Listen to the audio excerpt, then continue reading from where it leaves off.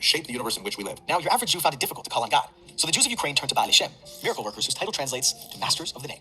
These masters were said to know the names of angels, demons, evil spirits, even God himself. They worked miracles by drawing on Kabbalistic tradition to evoke these names. But these Baal Shem served another function for the desperate communities of 18th century Ukraine.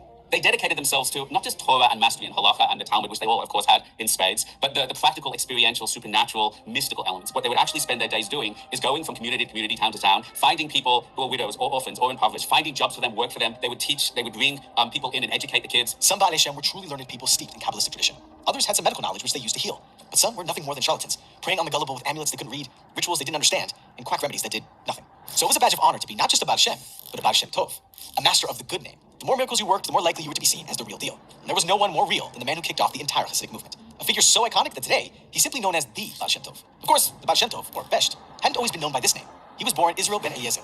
Though details of his life are scarce and subject to change depending on the narrator, here's what we do know. A major breakthrough from the historical point of view came when a great scholar at Bar-Ilan University took advantage of the collapse of communism and went back and actually went into these Polish archives, which until then were largely closed to Western researchers. They don't reflect the same kind of miracle working and things like that. But what they do reflect is the fact that he was clearly an individual who was held in great regard by the Jewish community. He's not a figment of the imagination of later generations, but that he was a person of considerable stature and leadership by the time we get to the second half of the 18th century. Those are the sorts of details that excite historians. But if you ask a Chassid about the life of the Baal Shem Tov, they'll take a different approach. He was the last receiver of a very ancient tradition of Jewish spiritual practice that was rooted deeply in Kabbalah, and not just the theoretical Kabbalah, but the actual transformational, experiential, prophetic elements of the Kabbalistic tradition. He was a supernatural healer that would create miraculous healings, channeling divine energies and consciousness, meditation techniques, etc. He brought together the mystical experiential path and really delivered that in a revolutionary way, not just to the elite, but said every potato farmer, it's time that they were given access to this knowledge and experience. But the Baal Shem Tov wasn't just any miracle worker. He was a teacher and a leader who deeply loved his fellow Jews. Most rabbinic elites scorned the poor and barely literate common man,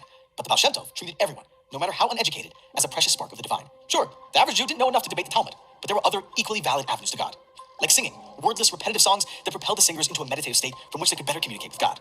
Or like stories, cryptic parables meant to make the audience think deeply about morality and ethics. Or like ecstatic dance during prayer, turning every synagogue into a swaying, jumping, whirling chaos that transported its congregants ever closer to God. The Baal Shem Tov probably didn't intend to kick off a revolution, but his devotion to his fellow Jews and his insistence that anyone could grow close to God struck a deep chord in the hearts of poor Eastern European Jews. They loved the mysticism of this style of worship. They loved cultivating a deep personal connection to God, one that didn't require years of scholarship or a strong grasp of the finer points of Jewish law. They loved the stories and the prayer and the dancing and the songs, and above all, they loved the joy that they found in this growing movement. There was no asceticism here, no snobbery, no strict rationality. Only a sense of being deeply beloved, cherished by God, by fellow Jews. The Baal Shem Tov reminded his students that God loved them all with equal fervor, from the simplest water carrier to the most elite scholar. He made common folk feel, for the first time, that they mattered. They had been put on earth for a unique purpose that no one else could fulfill. And he taught them that with enough practice, they could achieve a transcendental relationship with God, a sort of oneness with the source of all life. To the common folk, all of this was a revelation. So the Baal Shem Tov, way before psychedelics, was the first person to step up and democratize. Call me a dumbass, but that's what Jesus was also teaching the Jews. So this is in 17th, 18th century, this story about this guy. I'm not saying it's not true. I'm just saying I find it very ironic that I'm on a planet with 8 billion people who are all apparently so fucking stupid that nobody can sit there and say, this guy is closer to Jesus and or Jesus is closer to this guy than any other two people are closer to each other. Supposedly everything that Jesus was doing, this guy was doing. The difference is Jesus got killed for teaching everybody that they can all have a link to God, because Jesus said it's not just the leaders of Rome, okay, or any other country who are God's children, who are the special divine descendants of God. Jesus just said, you're all descendants of God. So the only difference between this guy that I'm showing you this video about and Jesus is Jesus said, if that guy is the son or child of God, all of you are the son or child of God. This guy didn't necessarily say child of God. He just said you can have the connection and you don't have to, I'm assuming, he says you don't have to be connected, you don't have to be, you don't have to be royalty to be connected to God. And that the people saying that they're descendants of God, which by this point in history, there were no people saying that they were the children of God anymore. There was no more Julius Caesar saying, I'm the Christus. Okay? That's what people don't understand. So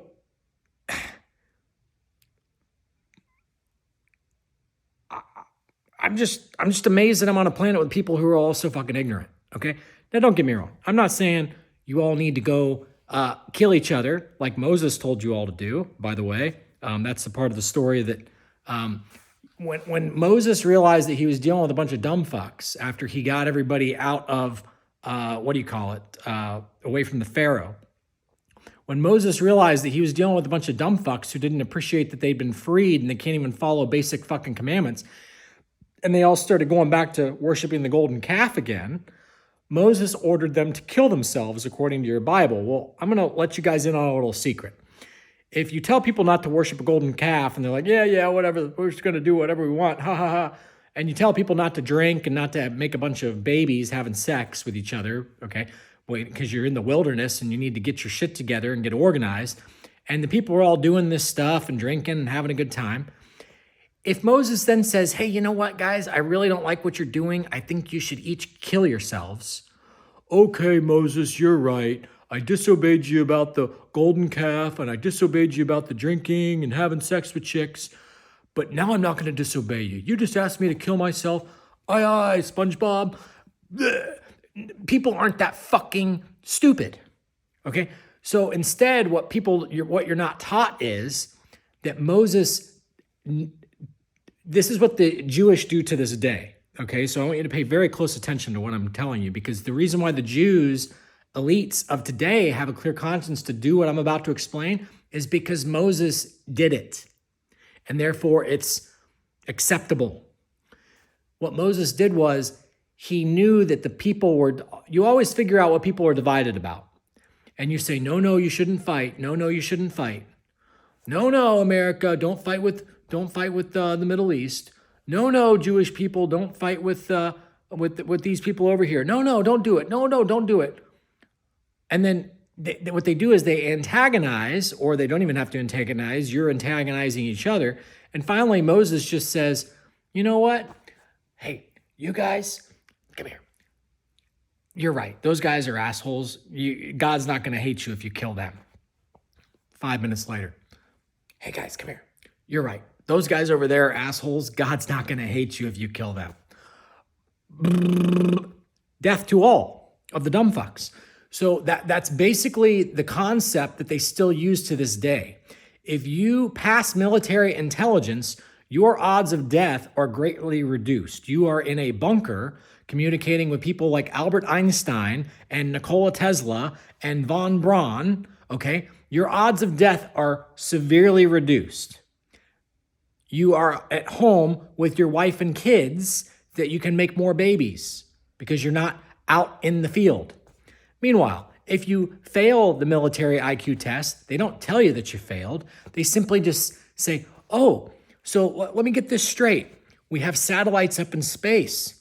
We've had laser technology for the past 50 fucking years. So between the satellites and the lasers, you honestly think that we need your help to be a Rambo Indian tracker and to go hunt for bin Laden in a cave? That's what you think we need? High five, you really passed that IQ test. Here's your machine gun, Rambo. Have fun in the Middle East, intimidating people, and heaven forbid you piss one of them off and they shoot back. Okay? Make sure you go drive through people's poppies fields that don't belong to you and don't speak your fucking language, who don't even know that 9/11 just happened. And if 500,000 of them should pick a fight with you, just go ahead and kill them all. Oh, you got killed? Damn, we lost such a smart person who thought that being Rambo in the middle of fucking Middle East was necessary. Okay, so the whole thing is an instigated game. And if you think that I'm bullshitting you and that that's not how the elites think, who was that actor who was friends with Rothschild? Not Rothschild. Who was that actor who was friends with Rockefeller? Let me show you here. Actor said Rockefeller, 9/11. prediction. I can't remember his name. He's got black hair.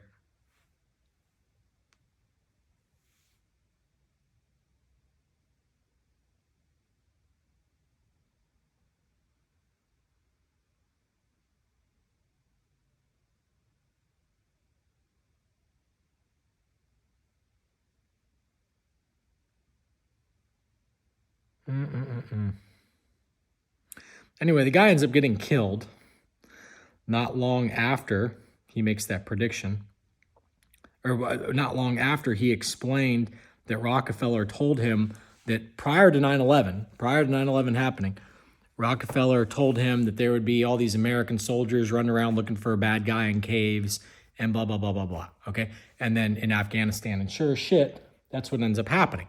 So to the elites, this is all just a big fucking game, guys. They think that you guys are a bunch of dumb fucks. And this is what they kill people about. This is what they killed John Lennon about. This is what they killed the actor about. They're going to come kill me, apparently. So it's just, I can't fix the world because you guys' stupidity does warrant its own destiny. I can't fix you guys. And Jesus found out the hard way that he couldn't fix people. Just because he was going to bat for them so that they could believe that they can communicate with God directly, next thing you know, they're hanging him to a fucking cross. This guy who I was just showing you, the guy in the 18th century, the best is basically where we got the word best. You notice that? A lot of people were like, I saw this stupid conspiracy thing about who named Earth Earth. Think about that. The Jews. The Jews are where we get a lot of our words, okay? Ertz is a Jewish word. That's where the word earth came from. So, by the way, that symbol where it was like the 1 and then the 3, 3, 3, and then the stem on it, and then they had the circles drawn around it. I'm just going to be blunt with you guys. That's physics stuff right there. That's high classified physics stuff right there about atoms. It's all right in front of you guys' face, but you're all just fucking farm animals. I can't fix you guys. I can't fix you guys. And so all of you complaining all day long about how the elites are so evil, your stupidity is evil. Because here's the thing. If the elites can convince people, how do I put this? If the elites can so easily trick you into thinking it's a good idea to go kill 500,000 people in the Middle East without giving them a fair trial and to even find out if they were even associated with bin Laden or not, which is how many people got killed after 9/11 in Afghanistan and Iran and Iraq and those places, over 500,000 people. So if the elites can trick you into thinking that that's a good idea, and we're talking murder, you're murdering people. If the elites can trick you into murdering people without thinking twice, just think how relieved those elites are that you're no longer here willing to maybe murder them on trumped up charges that aren't real. Ben Franklin, George Washington, Thomas Jefferson, they told you guys that it is your responsibility to give everyone a fair trial and to never be the aggressor in a war because that is the opposite of a fair trial. We are only to play defense. You guys forgot that along the way, and then you sit there and wave your fucking American flag, and I'm like Ben Franklin and Thomas Jefferson and Alexander Hamilton and Adams. And I'm Jesus' favorite because I'm on this team that I don't even know what it means. You guys are shit. You guys are shit. So when the Jewish elite trick you into fucking killing yourselves in war, I can't dispute it. I'm not going to be the next Jesus and go to bat for you dumb fucks. I might, maybe, I'm still debating it, release a currency that's so profoundly fucking simple and just say, look, if I don't do it, somebody else is going to invent this shit. If I don't release this, somebody else is going to invent this shit. But I'm not going to sit here and tell you guys that this is going to make your lives better because you guys don't reason right. You guys reason like fucking animals. You guys don't know what it means to give someone a fair trial. It goes in one ear and out the fucking other. Oh, they're from another country, so they're automatically a terrorist and they don't deserve a fair trial. They don't get a fair trial. Even when they're on U.S. soil. Oh no, just send them to Guantanamo Bay. Meanwhile, if you expose something that the elites don't want you to know about, they can throw you in Guantanamo Bay and say that you're a terrorist. You guys aren't very good at defending your system that Ben Franklin and everybody served up to you on a fucking silver platter. You guys are too fucking stupid. And yes, I mean you, the one watching this channel right now. You don't think like this.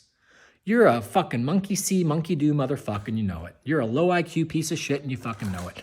So the point is, if a person like myself ends up finally caving one day, which I haven't yet, but if a person like myself finally caves one day and goes and said, you know what, Rockefeller and Rothschild and blah, blah, blah, you guys are right. The vast majority of these people are such fucking dog shit. They can't even see that Donald Trump is on you guys' team. They don't even know that. They don't even see that. They don't know that the mafia would have killed Rudy Giuliani a long time ago if he didn't switch teams. They don't know the connections to Israel. They don't know that Israel is kind of like a decoy. Like, okay, let's say you're England and you know that Americans are aware that we escaped England. We severed ties with England. And then all of a sudden you keep finding out that England is behind troublemaking in the United States and cloaked and taxation and raising taxes and starting wars and taxing us that way. Eventually you'd say, fuck this. We already ran away from these guys once. We're not going to fall for this shit again. So all that England did was they created a proxy, a layer 2 of the onion, and they wrapped it in Jesus, which is Israel. This is the land of Jesus, and you need to be allies with the people who killed Jesus, the Jews, because they live in the land of Jesus, and now you need to be allies with them. That's all there is to it. And they knew that the fucking elites the Jewish culture is good at math on average, and they're good at counting money, basically, money games, finances. And so it's like, that's all that it is. Instead of having all the Jews come back to England, okay, they're like, let's create a spot where Jesus was, and we'll send all the Jews there. And then anytime that there's a bunch of dumb ones, we'll do like we do with any other team. The dumb Americans, the dumb Japanese, the dumb Chinese, the dumb these, the dumb these.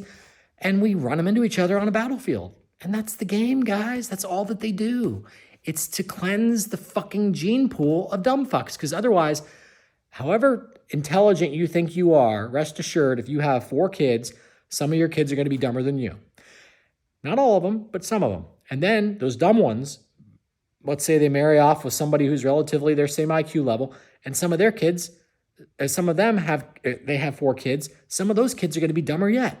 It is a mathematical certainty that you're going to eventually end up with mental retards across the land, okay? Now, here's the thing. We take it upon us to say, well, true mental retards should not be breeding. We're gonna step in and make sure that they don't do that, okay? And by the way, up until the 70s, they would castrate people below an IQ of 60 in the United States, in certain states still. It was very common that if you're messed up here, you're not making babies. So it's a known thing with society that we're not letting dumb people make babies once they get below a certain bar. But what about the people who are just above that bar? What about the people who think it makes perfect fucking sense to go hunt for bin Laden in a cave when they know damn well from the Will Smith movie, Enemy of the State, that we've got satellites and lasers and we can do anything we want anytime? We can kill anybody on this fucking... General Motors can run fucking bin Laden off a cliff if he gets inside of a General Motors vehicle. I mean, do you guys not understand? They don't need you to go kill each other, but you guys want to do it to show off for your stupid fucking girlfriend, wife. And instead of tell you, no, you're a dumb fuck, they say, here's free agency, here's liberty, have at it, dumb fucks. It's a game. And the person who teaches you this stuff and exposes all the magic tricks and exposes how dumb you all are is the Antichrist. So right now I am fulfilling the role of that guy if I continue to teach you guys truth. So instead, I'm just going to shut up now and let you guys get back to it. Have at it. Have at it, you dumb motherfuckers.